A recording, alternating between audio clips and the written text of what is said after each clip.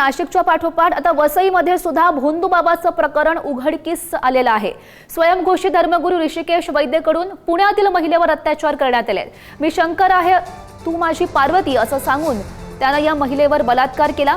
गुन्हा दाखल होताच स्वयंघोषित धर्मगुरू ऋषिकेश वैद्य हा फरार झाल्याचं समजतंय।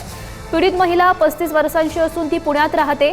2023 मध्ये तिची ओळख वसईतील स्वयंघोषित धर्मगुरू आणि आमची वसई या संस्थेचा प्रमुख ऋषिकेश वैद्य याच्याशी फेसबुकवर झाली। त्यानं पीडित महिलेच्या धार्मिक वृत्तीचा फायदा घेत अध्यात्म शिकवण्याच्या बहाण्यानं जवळीक साधली। पुण्यातील मांजरी येथील एका लॉजमध्ये नेत पीडितेला गुंगीचे पदार्थ दिले आणि तिच्यावर अत्याचार केला। या काळात वैद्य यानं तिच्या नकळत तिचे अश्लील छायाचित्र सुद्धा काढली होती आणि या छायाचित्रांच्या आधारे पीडितेला तो वारंवार ब्लॅकमेल करत तिच्यावर अत्याचार करायचा। दरम्यान हे नाशिकच्या अशोक खरात याचं प्रकरण बाहेर आल्यानंतर पीडित महिलेनं हिंमत दाखवून आपल्या पतीला हा प्रकार सांगितला आणि त्यांनी वसईच्या मणिकपूर पोलीस ठाण्यात ऋषिकेश वैद्य याच्या विरोधात तक्रार दाखल केली। दरम्यान अत्याचाराची ही घटना पुण्यात घडल्यानं हे प्रकरण पुण्यातील हडपसर पोलिसांकडे वर्ग करण्यात आलंय।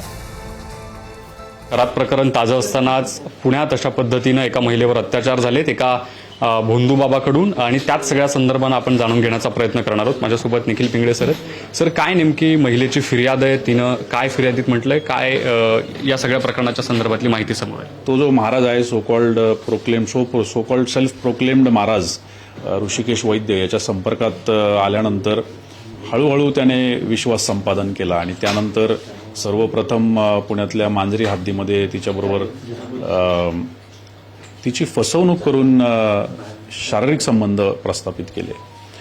अत्यंत धक्कादायक गोष्ट होती तिच्यासाठी आणि त्यानंतर तो तिच्या संपर्कात राहिला, तिला वेगवेगळ्या पद्धतीची आश्वासनं दिली। अशा प्रकारची तिची ही सगळी फिर्याद आहे आणि कालांतराने परत पुन्हा 2025 मध्ये वसई म्हणजे ज्या ठिकाणचा तो आहे खुद्द त्या ठिकाणी सुद्धा त्याने अशाच प्रकारची गोष्ट केली। पुणे शहरमध्ये आता तो दाखल आहे आणि इथं त्याचा तपास चालू आहे। संबंधित महाराज जो आहे हा सध्या पळतीवर आहे आणि त्याच्या मागे पुणे शहरच्या 4 टीम्स आहेत।